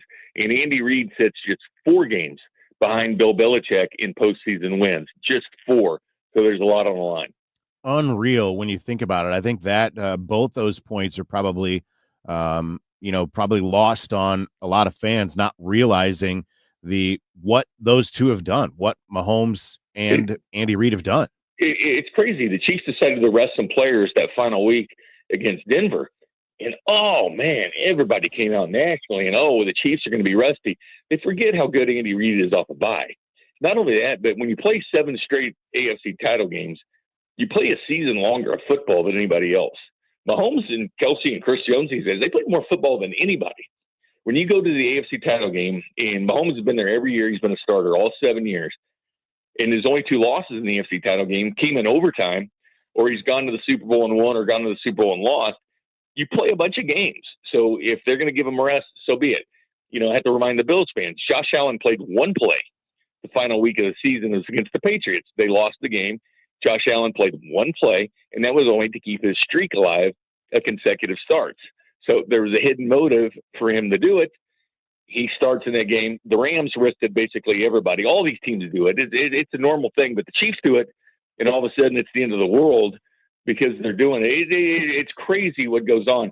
And then a couple of weeks ago, the official comes over to Josh Allen on the sideline and apologizes to him. If that would have happened to Mahomes, you would have seen a total and complete meltdown online. Jay Binkley, final thing for you. How's this one turn out this evening? If this was in Buffalo, I would really like Buffalo's chances, to be honest with you. But it is an offensive line that likes to communicate. Josh Allen likes to change things up a bit, but it's going to be incredibly loud and hard to do at Arrowhead Stadium. I like the Chiefs, like they always do, in a close one, by 3 points. For some reason in the playoffs, they step up with the Buffalo Bills. So, yeah, if this game was in Buffalo, I'd have a different outlook on it. But because it's in Kansas City, I'll go with the Chiefs. Well, Jay, here's to a great one tonight. Have a great show yourself. Enjoy the game. Keep all the noise out, and we appreciate taking some time today. Oh, my friend, the Bills fans are already infiltrating everywhere. The Bills Mafia, they're my favorite sports bar. Oh man, it's like New York plates everywhere. Let's just get this game on, man. Jay, thanks so much. We appreciate it. All right, guys. Bye. Jay Binkley with us from 96.5 The Fan in Kansas City, another fine Odyssey station, chatting about the AFC Championship game tonight. He likes the Chiefs by 3 over the Bills coming up tonight. That's a 5:30 Siteman Cancer Center game time tonight right here on KMOX. You can hear it here, of course, this evening. More to come here on the Gray Bar Sports on a Sunday morning program. I'm going to talk a little bit about my Cougars. My Cougars this side. There it is. My Cougars coming up on the other side of the break. Joe Pott in for Tom Ackerman this Sunday morning. We're coming back. It is Sports on a Sunday morning on KMOX. $5,000. That's the average amount of money people in the U.S. are now spending on gas in a year. $5,000. That's crazy. If you drive, you have to download Upside, the free app that gives you cash back every time you get gas. That's right. You can earn real cash back with Upside just by buying the gas you're already buying. You can literally start earning cash back today. I use Upside every time I fill up, and I've already made around $200-$300. You're putting gas in your car anyway. Why not get real cash back? If you like free money, download Upside. I'm saving the cash I earn from using Upside to help pay for a vacation later this year. Download the free Upside app now to earn cash back every time you buy gas. Use promo code LANE to get an extra 25 cents per gallon on your first tank. You can cash out anytime right to your bank, PayPal, or a gift card for Amazon and other brands. Just download the free Upside app and use promo code LANE for a 25 cents per gallon bonus on your first tank. That's code LANE for a 25 cents per gallon bonus. The choice of a lawyer is an important decision and should not be based solely on advertisements. If you've been injured in a truck accident, you need the best. Onder Law, voted 2023's best law firm in St. Louis. Our attorneys will hold truck drivers and owners accountable. We stand up to big trucking companies to get you the compensation you deserve. Let us make your case our cause. Truck accident? Call Onder Law today for a free review. 314 or 618-9-million. That's 314 or 618-9 all zeros. Do you want to kickstart planning for your retirement this year? I know the quick and easy way to do this. It's a 3-hour adult education class. It's called Retirement Planning 101. It's almost like getting the Cliff Notes, right? On how you could make your money go a lot further in retirement. Hi, it's Sue Thomas. And this is a one-night class. It's taught taught by a fiduciary advisor from financial and tax architects with decades of financial planning experience. Now, they hold these at colleges and libraries throughout St. Louis. You're going to learn about IRA and 401k withdrawals, tax saving strategies, Roth conversions, Social Security, and more. And there's no cost. Just bring 3 canned goods for the St. Louis Crisis Nursery. Now, there are still openings for classes this month and next. So call 314-947-2012, 314-947-2012. That's 314-947-2012. When you're still looking for love, Valentine's Day sucks. Every restaurant is fully booked. Suddenly, all chocolates are heart-shaped, and all the PDA. Thankfully, California Psychics can give you the guidance you need to find the one. We guarantee if your reading isn't life-changing, it's free. And new customers receive 20 minutes for just $20. Visit CaliforniaPsychics.com and experience the joy of certainty. California Psychics. Hey everyone, it's Ted from Consumer Cellular, the guy in the orange sweater, and this is your wake-up call. If you're paying too much for wireless service, you don't have to keep having that nightmare. Consumer Cellular has the same fast, reliable coverage as the leading carriers for less. And for a limited time, new customers receive their second month free when they sign up and use promo code SECONDFREE by January 26th. So why keep spending more than you have to? Seriously, wake up and call 1-888-FREEDOM or visit consumercellular.com. Taxes, fees, and other third-party charges will apply. See website for additional details. This afternoon, Ready? it's the NFL's AFC Championship game. On 3, ready? The Chiefs, the Bills. Our game, baby, our game! And you can hear the game here. Touchdown! Kansas City! St. Kansas Center game time 5:30 on your home for Chiefs football. KMOX. Welcome back to the Gray Bar Sports on a Sunday morning. Goldschmidt swings and he hits a drive. He hits a slammer. Gray Bar, your distributor for electrical and datacom needs. Billikens win! Billikens win! Once again, from the Stifel Financial Sports Studio, Tom Ackerman. Joe Pott in for Tom Ackerman on this Sports on a Sunday morning. It's the Stifel Financial Sports Studio here from downtown St. Louis. Glad you're along. Just to reach out to one of our commenters asking about not hearing from the Cardinals president of baseball operations, John Mozeliak, just coming off the winter warm-up where, of course, we heard from Mo several times talking about, how things are going and, what the status is as far as Nolan Arenado. That's what everybody seems to be talking about and asking about and wondering about. But we figured it was a good time to just forego our normal chat with John Mozeliak. Of course, you're going to hear him all the time as the season gets closer and throughout the next baseball season. So there'll be no shortage of times to hear from John Mozeliak and, of course, Oliver Marmol as well. So all of those things will resume, will continue. But coming off the winter warm-up, figured we could do some other stuff here on this Sports on a Sunday morning program. So hopefully that's all right. Speaking of doing some other stuff, talking about some other stuff, I did say I want to mention my SIUE Cougars, which is where I am full-time, which is I call their games. I'm also doing a lot of communication work for the Cougars and for the athletics department. But when you're talking about the local programs that are A, on the rise, B, having success, C, just a ton of fun as far as their games go, I think you cannot overlook the SIUE Cougars. And I think I can say that somewhat objectively. I think others would say that. Let me put it that way, because this is a very good team from a basketball standpoint and has been for now 3 seasons. This is a team that won 19 games 2 years ago, 17 games last year. This is still a relatively new Division I program, making the jump from Division II to Division I in 2008, and they had not had but mild success at best up until the 2022-23 season, 2 years ago, when they won the 19 games, won a game for the first time in the conference tournament. They repeated that last year, winning a game in the conference tournament and then finishing with 17 wins. So back-to-back winning seasons, first of all, at that level for the first time is a significant accomplishment for that program and for the head coach, Brian Baroni. When we talked to Josh Schertz, he was talking about Gibson Jimerson and the fact that Gibson Jimerson was loyal to the program, had been a pillar in the Billikens program. Well, SIUE can boast the same sort of thing. They had twin players, Lamar and Shamar Wright, that were there for 5 years, graduating last year. They have a player this year in Rayshon Taylor, who is in his 5th year in the program. He was injured his first year, so he's playing his 4th year, from Collinsville, Illinois. He's the all-time leading scorer at Collinsville, Illinois. He's now the all-time leading scorer in the Division I era for SIUE basketball. He is probably going to finish his career as the number 2 all-time scorer overall at SIUE. He leads the Ohio Valley Conference in scoring. He's on a string right now of 5 consecutive games of at least 20 points scoring. SIUE has won 7 of their last 8 games. They're 7-3 in the OVC, 1 game back of the lead in the OVC after yesterday getting a comeback win to beat Morehead State at First Community Arena.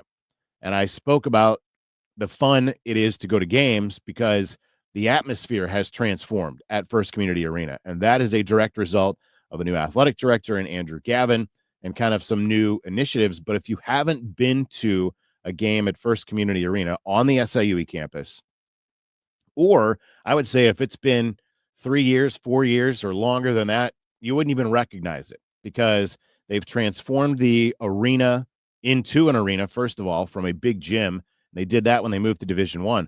And then a couple of years back, made a whole area they call Eddyville where you can eat, you can drink, you can have some fun. There's a whole kid zone upstairs. It's on the mezzanine level. You can buy all your Cougar gear. But more than anything, it has become a community gathering place. It is a place where you can stand and watch the game. You can hang out and watch the game. You do not have to grab your food, grab your drink, and go sit down. So it's a much more social event. And I think that Cougar fans and folks that have come out to games have really enjoyed that. And I think that the players have really enjoyed the increase in attendance and the improved atmosphere around the game. And of course, a lot of that is because it's really good basketball right now. And it's a lot of fun to hang out and be able to just kind of very casually enjoy the game with some good food and some good drink. But there's some really good basketball to go along with it. Like any other program, and I mentioned this to Coach Schertz as well, conference season is a different beast. It's a different animal. The games are more intense. The coaches know each other. The players know each other. In the Ohio Valley's case, you play each other twice, so home and away. And that right there ramps up the intensity. And now you're talking about a team that is a legitimate contender in the Ohio Valley Conference for a regular season title and then ultimately for a tournament title, which would then mean the very first Division I NCAA appearance for SIUE. I think that those are all things that are on the table, and it makes for all of that together makes for a lot of fun. And again, just a great basketball atmosphere at SIUE. So I would implore you to come out to First Community Arena. If for nothing else, come out and support Rayshon Taylor, who is, again, from Collinsville. He's the leading scorer there. He brings a ton of folks from the Collinsville area. There is no shortage of K-Hawk fans. There's a lot of purple in the crowd because they're big K-Hawk fans. But I would say anybody who is interested in local basketball, this is the guy to support and to come out and to get behind. It's an easy program to get behind. He is an easy player to get behind. And it's a lot of fun, as I said. So again, yes, my bias, yes, I'm rocking the Cougars logo, of course, today. But that is that's my rant on the Cougars and coming out. And the local media has done a great job recently coming out and really supporting the Cougars. And I think that all has to do with the atmosphere there, but also the really good basketball that is there as well. We still have Bernie Miklasz coming up to wrap up the show in the very last segment. There's a lot of good local basketball going on right now. Lindenwood dropped a game yesterday, but they've been playing really well at home. You heard Coach Schertz mention that the Billikens are 10-1. SIUE is 9-1 at home. Mizzou is 15-0 at home this year. So there is no shortage of really good basketball in the St. Louis area, in the surrounding areas. The Illini are nationally ranked. They've got a tough one coming up this afternoon at State Farm Arena in Champaign. As I mentioned, I'm going to ask Bernie Miklasz a little bit about the head coach at Mizzou and why I think that has made a huge difference on the program. And just the word that keeps coming to mind is refreshing. So we'll get into that with Bernie Miklasz. We can also talk about the NFL championship games, and we'll visit with him about the Baseball Hall of Fame as well. And I'm sure he has some feelings on that, and specifically about the fact that Ichiro just missed being inducted unanimously in the Baseball Hall of Fame. So there's plenty more to come here on the Gray Bar Sports on a Sunday morning program. Joe Pott in for Tom Ackerman from the Stifel Financial Sports Studio here in downtown St. Louis. We'll be right back on KMOX. KMOX Weekend at your service, sponsored by Air Comfort Service, Heating, Cooling, and Installation. Extreme cold weather coming in through St. Louis this mid-January probably. If you're having issues with your furnace, give me a call. If you were told you need a new furnace, without a question, give me a call. You'll be happy you did. We're all the same when it comes to like buying a furnace and air conditioner, just like with pretty much anything else. If you're like me, I want a furnace that heats. And in the heat of summer, I want an air conditioner that works. Pretty much simple. So is a more high-efficient air conditioner or more high-efficient furnace give me more heat, more cooling? No, it doesn't at all. It gives you the exact same. So with that being said, you need to call me.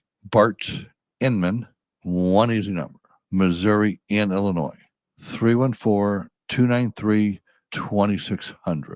Again, 314-293-2600, or you can do the online thing, and it's Bart Inman, Bart with a B, Inman with an I.com.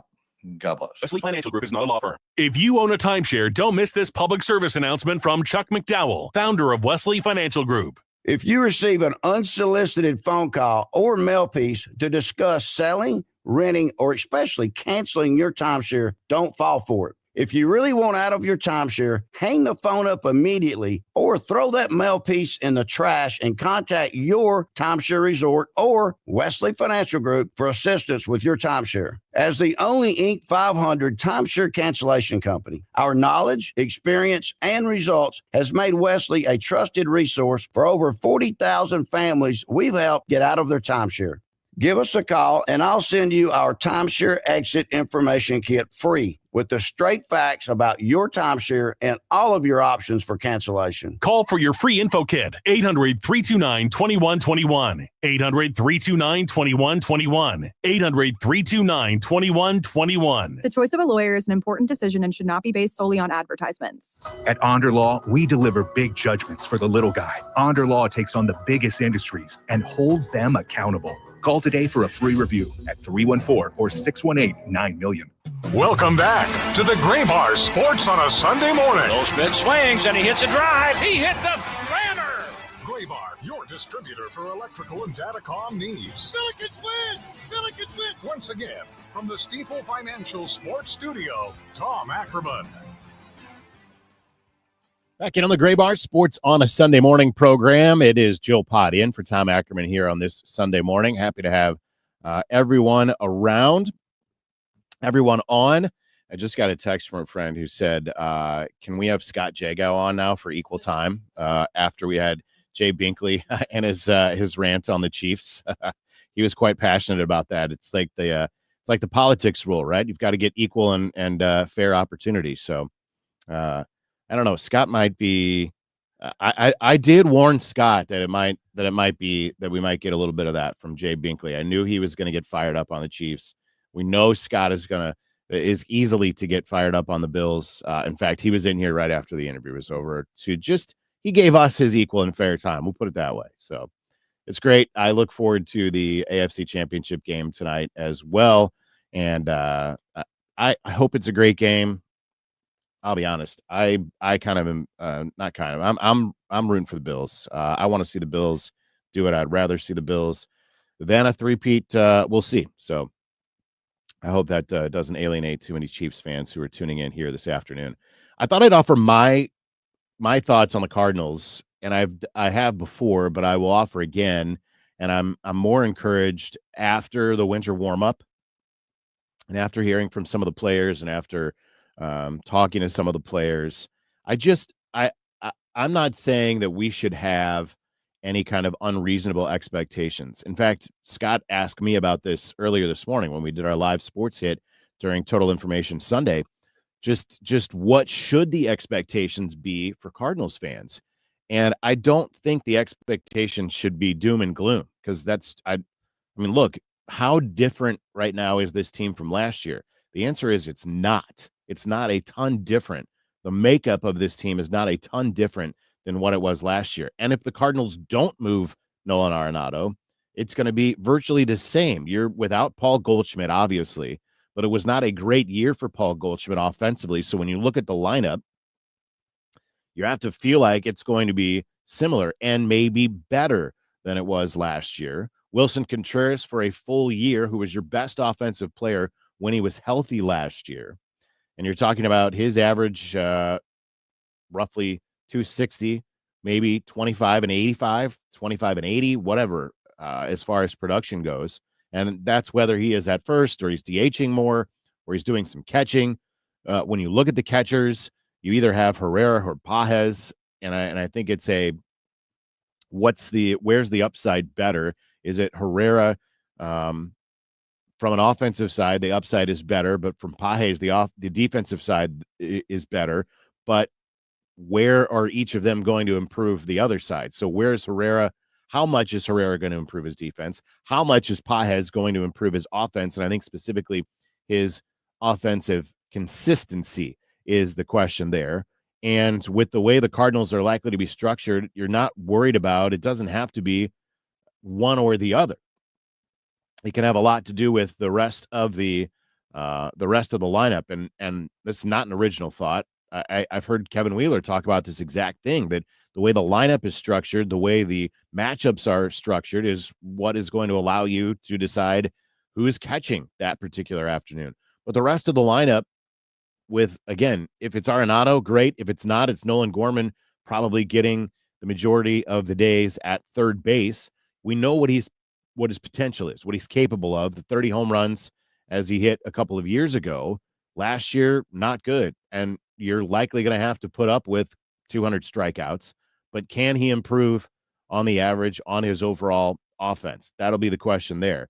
I want to see Jordan Walker play almost every day in the outfield. I think that this is the opportunity to really see what you have, not start him for a week and then send him down for the majority of the season as he's done the last 2 years.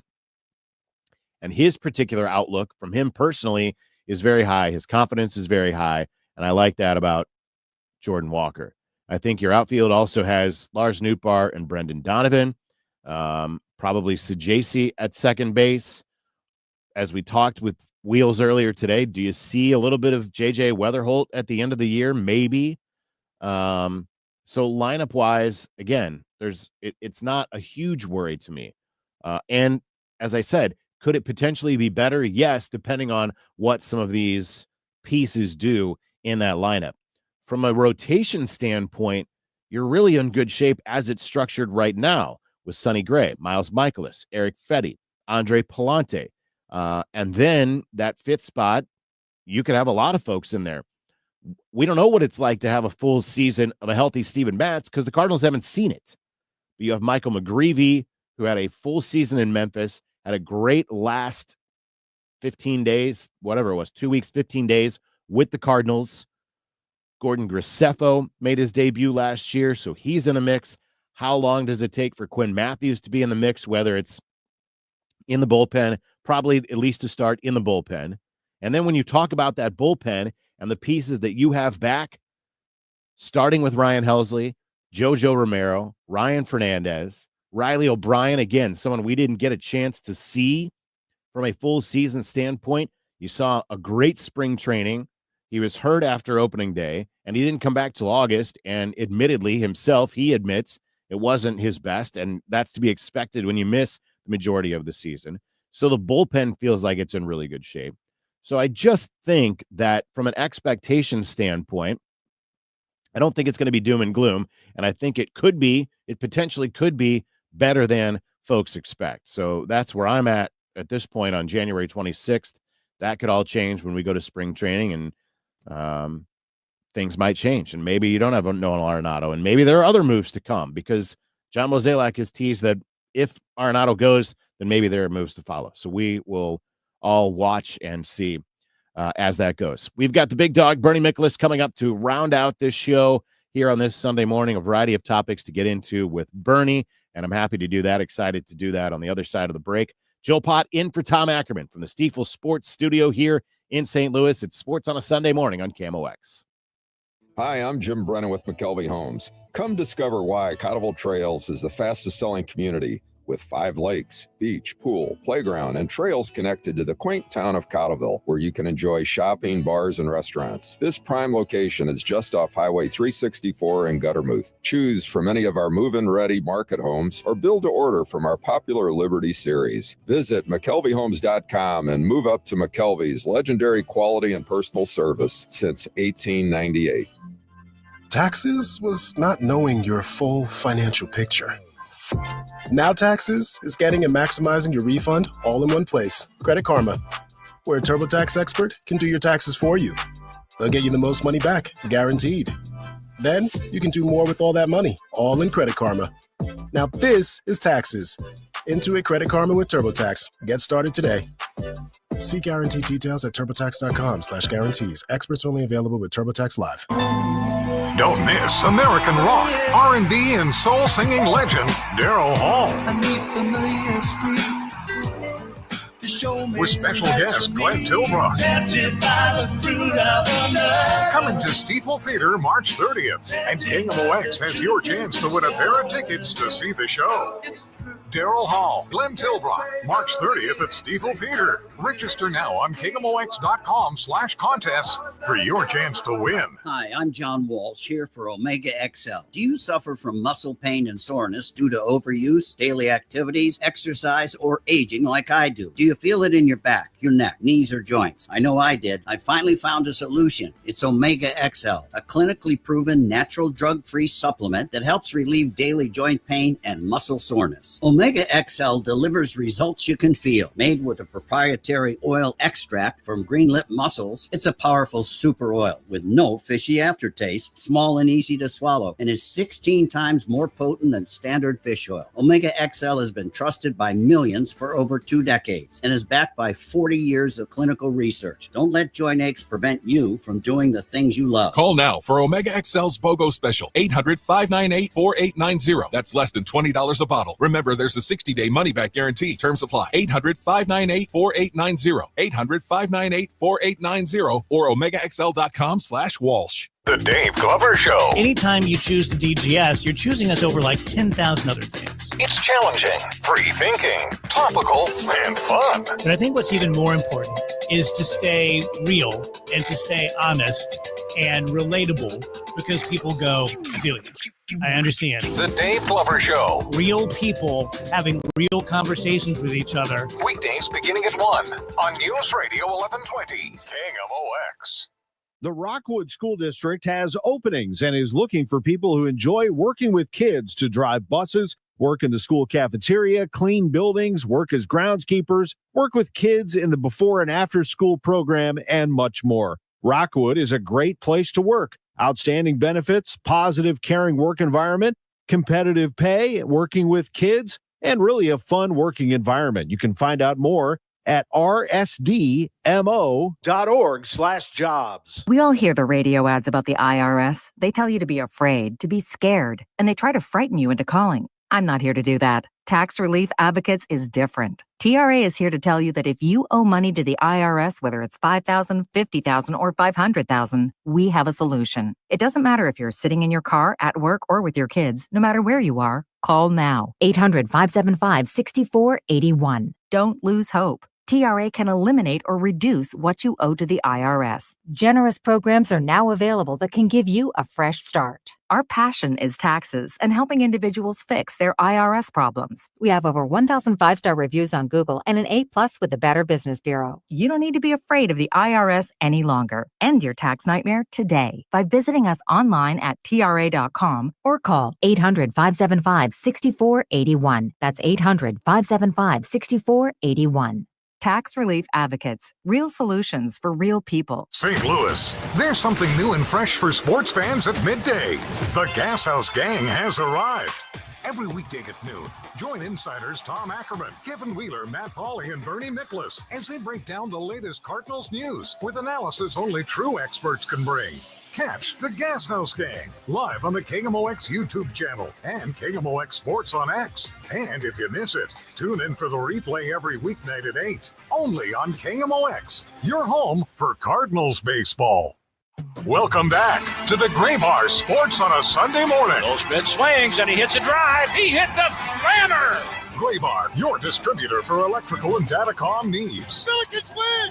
Billikens win! Once again, from the Stifel Financial Sports Studio, Tom Ackerman. Joe Potty in for Tom Ackerman in the Stifel Financial Sports Studio here this morning on a Sports on a Sunday morning. We're getting set to chat with the Big Dog. Bernie Miklasz will be joining us here momentarily as we wrap up this show, as he usually does, and a couple things that I'll get into with him coming up when we do get a chance to connect with Bernie here. Countdown to opening day will come up a little bit later today as well, so you'll get some more baseball talk coming up there. Bernie is with us, and he is, as always, sponsored by Saliga Heating and Cooling, an American Standard heating and air conditioning dealer. Bernie, how's it going this Sunday morning? Joe, I'm doing good. I apologize. You know me, I think people know by now I'm kind of a numbers nerd. So before I came on, I wanted to look a couple things up, and the next thing I know, it's 11:45. I'm like, whoa, okay. Sorry about that. I understand. That's how it goes. Hey, I want to start somewhere maybe a little different because I want to talk a little bit about Mizzou basketball, off to obviously more than a great start, obviously, this season. But I find it refreshing, and I've had a couple of chances to interview and talk with Coach Gates, and I find it refreshing that here's a guy that has laid out his program 3 years ago, had a great year, then knew it was going to be a downturn, maybe not as much as it was last year, and then right back in the mix, rightfully so here this year, but a guy that is as even-keeled and as thoughtful as he is, and when I say it's refreshing, and I'm looking at like Dan Hurley and his antics on the sideline, and I'm looking at Mick Cronin complaining about how dare they send UCLA to the East Coast on several occasions when, of course, his institution was one of them that chose to join the Big Ten. It's refreshing to have a guy like Dennis Gates at the helm of this program.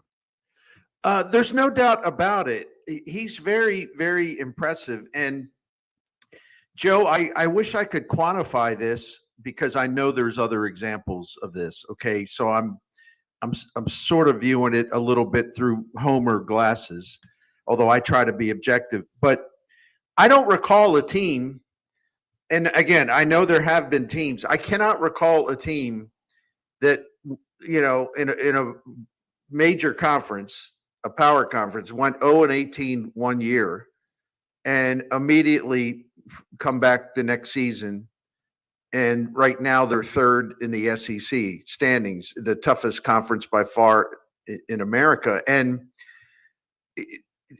let's take just a moment to pause and think about how extraordinary that is. I mean, how does that happen? You've got to be an excellent coach to get the players who were part of that last year's team, and of course he's added talent.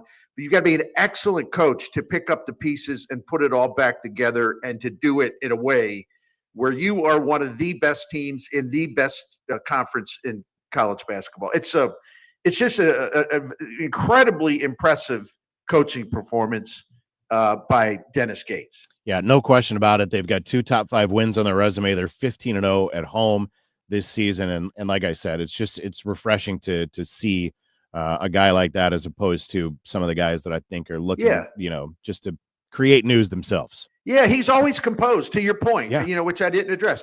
He's always composed. I mean, no part of his brain or his persona, it never goes on the fritz. You can just see him processing everything. He's really he's really a compelling presence, physical presence on the sideline. Okay, switch gears. Baseball Hall of Fame announces 3 inductees in Ichiro Suzuki, Billy Wagner, CC Sabathia, and of course the story being Ichiro comes up one short of being a unanimous pick. Correct me if I'm wrong. You're not a Baseball Hall of Fame voter, right? NFL, yes, but not baseball. I was for a long time, and I kind of withdrew from the process because I didn't like the way it was going. I might become a Hall of Fame voter again in the future. Excellent. I know that's a weird answer. No, but that's cool. That's the answer. Yeah. But Go ahead. I'm sorry. Yeah, just with Ichiro coming up 1 vote short, is that grandstanding? Is it, just wanting to be the contrarian of the group? Where do you put that? I don't know, because we don't know who the voter is, Right. and he or she hasn't obviously divulged their reason. Sometimes, and when I was voting, I was in this position. Sometimes when you are concerned about there's a candidate you really believe in who may be falling off the ballot if he doesn't get a certain amount of votes this time, or someone who's moving closer to get what you need to get in, sometimes you will think, well, can I make a trade-off here? Ichiro's going to get 98, 99% of the votes, so he's in. So maybe I can use that vote and put it to better use on behalf of another player. Now, if that's the reason why the person did it, I still think it's kind of stupid in a way, because it's like, listen, if a guy who is just an absolute slam dunk Hall of Famer, vote for the person. I mean, that's not the time to game the ballot. But I do understand the thinking behind that. And I know some people say, well, that, come on, you don't make excuses. I'm not making excuses. I'm trying to explain that maybe one reason, if we're looking for the reason, that could be the reason, just by wanting to take that vote and give it to someone else, not to slight Ichiro. Maybe this voter thought, well, he's not going to be 100% anyway. So we'll never know until the person comes out in public and explains the vote. I appreciate the perspective, because like I said, we've not been in that position myself, obviously, and obviously our listeners haven't been, and I appreciate kind of getting a little insight on what that thought process is like. That's exactly why I wanted to ask you about.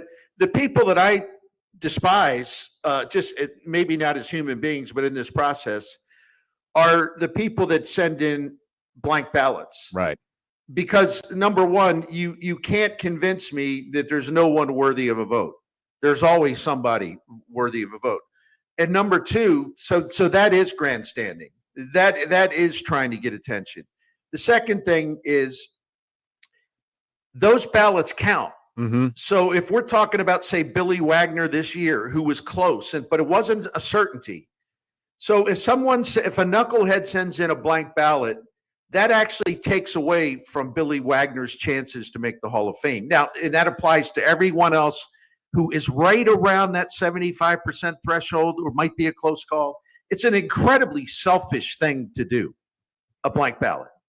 Yeah, that makes great sense. NFL championship games today. Your feelings on both NFC, AFC? Of course, we've got the opportunity in the NFC to see a Washington team get in that hasn't been there in 30 plus years. Washington's fearless, and Jaden Daniels is amazing, and hardly a scoop there. I think Washington's got a chance to keep this thing really close. The Phillies, I can call them Philly. Philly had a 4-0 turnover edge on Green Bay, and had a scramble in the fourth quarter to kick a couple field goals to put Green Bay away. And then in the game last week, when they advanced against the Rams, a West Coast team coming into snow and frigid weather, Philadelphia had a 2-0 turnover margin in that one and had to hold on the final possession to win by 6. My point being that even with Saquon Barkley, that team is vulnerable. I don't know why. Their defense is really good. Jalen Hurts has not been the same since the concussion, and he also banged up a knee last week. I'm going to respect Philly and say they're going to win one close, but if I were a gambling man, I'd take Washington in the points. But the straight up winner, I'm going to have to go with Philly because this will be a pretty tough test for Washington. Their other two postseason games, this will be the toughest team they played. And then the AFC, it's as simple as this. The Chiefs have been vulnerable all year, but I just can't go against the Chiefs as far as picking a winner when Patrick Mahomes is 16-1 in the postseason against every quarterback who's not named Tom Brady. 16-1, right? So it's just, and I think Buffalo's defense is vulnerable. They have problems at safety. They may not be as healthy as they need to be in that secondary. And it'll be interesting because I think the Bills will actually try to run. They've been lining up with 6 offensive linemen and going into a power package. They run the ball really, really well. And it's interesting because the thing that people forgot about last week's game is Josh Allen's a wonderful player, and he did rush for 2 touchdowns. But they beat Baltimore with him throwing for only 127 yards. Not that he's terrible. It just shows they can actually decide to punish the other team on the ground. And Josh Allen's a team player, and he doesn't care about passing for 300 yards. Any way that's best to win is good for him. So I could be wrong. I think Buffalo's going to come out and try to get physical and try to do it on the ground for the most part. Bernie Miklasz with us here. You can hear him obviously on plenty of shows here with the DGS on Sports on a Sunday every week, and of course on the Gas House Gang, which is at noon on the KMOX Sports socials. Monday specifically is when the entire gang gets together. Bernie, always a treat for me to get a chance to visit with you, man. Joe, always good to hook up with you on Sports on a Sunday morning. And you take care. Have a great day. Everybody enjoy the football if you're watching. And we'll be back on KMOX, as Joe pointed to, all the time. So look forward to gabbing again with everybody. Take care. Always good to do it. That is Bernie Miklasz with us here, wrapping up a great Sports on a Sunday morning. My thanks to Bernie. Thanks to Wheels. Thanks to Jay Binkley. Thanks to Tom Stillman. Big thanks to Drew Young for putting it all together. Tom Ackerman will be back in this spot next week.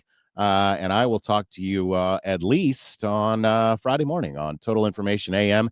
Lots of baseball coming up here. Countdown to opening day is coming up this afternoon. So keep it here on America's Sports Voice, KMOX. It seems every political administration has a different idea about taxes. No matter where you stand politically, you should know how the new tax proposals from the Trump administration could affect you and your retirement savings. The good news is Steve All and the team at the All Financial Group are here to help. Join us for the upcoming educational seminar Thursday, February 20th or Tuesday, the 25th at Twisted Tree. You'll learn about the proposed tax changes from the Trump administration and how these changes could affect your retirement and your retirement income. That's February 20th or the 25th at Twisted Tree. Reserve your spot by calling 636-230-8824. Again, 636-230-8824.